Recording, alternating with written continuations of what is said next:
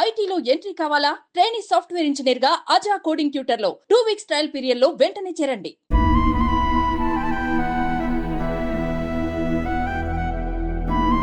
వానితోటి ఉన్న పిల్లలను చూస్తే మస్తు బాధ అనిపిస్తుంది. అయ్యో నా కొడుకు కూడా గింత ఎత్తుండు కదా, నా కొడుకు కూడా ఈ స్కూల్ పోవు కదా, ఈ టైంలో ఈ చదువు కదా అనే బాధ అనిపిస్తుంది.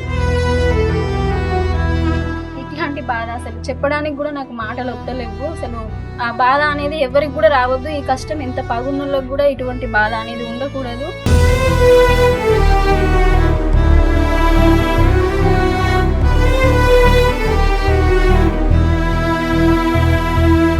పేరు సుమలత, మాది కోనపురం గ్రామం, కొత్తగూడెం మండలం, మహబూబాద్ జిల్లా. నా కొడుకు చిన్నప్పటి నుంచి పుట్టుకతోటే ఈ వ్యాధి అనేది ఉన్నది. తనని చూసుకోవడానికి చాలా ఇబ్బంది అవుతుంది. ఏ తల్లైనా 9 నెలలు మాత్రమే మోస్తుంది, కానీ నేను 14 సంవత్సరాల కాంచి నా కొడుకుని ఎత్తుకొని బాధపడుతున్నా. ఏ కార్యానికైనా ఏ పనికి వెళ్ళాలన్నా చాలా కష్టంగా ఇబ్బందిగా ఉంది. తను ఒక్కడు చేస్తే మేము ముగ్గురం బతకాల్సి వస్తుంది. ఆర్థికంగా చాలా బాధపడుతున్నాం.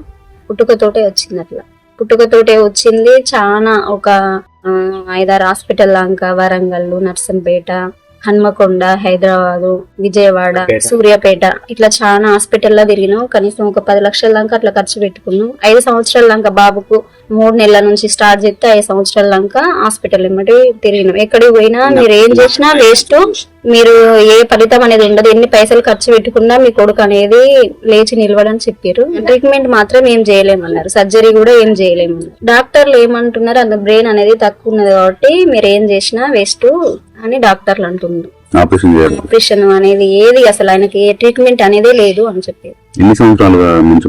14 సంవత్సరాల నుంచి మంచం మీదనే, మంచానికే పరిమితం. ఆయన పుట్టినప్పుడు ఎట్లున్నాడో ఇప్పుడు కూడా అదే పరిస్థితిగా. చిన్న పిల్లలకు, పుట్టిన పిల్లలకు ఎట్లా చేస్తామో ఈయనకు కూడా అదే అట్లనే.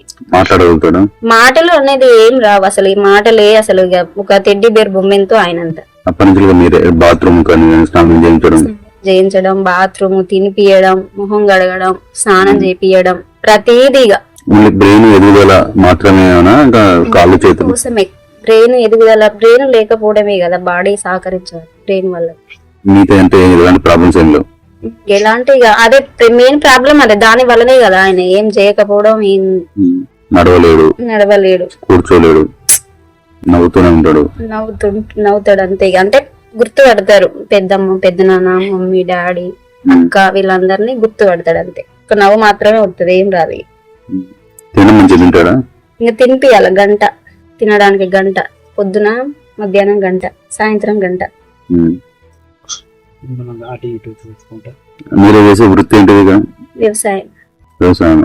వ్యవసాయమే కానీ ఈయనకే పరిమితం. ఇక నేను ఈయన దగ్గరనే ఉండాలి. మాకు ఎవరైనా దాతలు అనేది ఉంటే మాకు ఆర్థికంగా సహాయం చేయాలని, ప్రభుత్వమైన సహాయం చేయాలని కోరుకుంటున్నాను.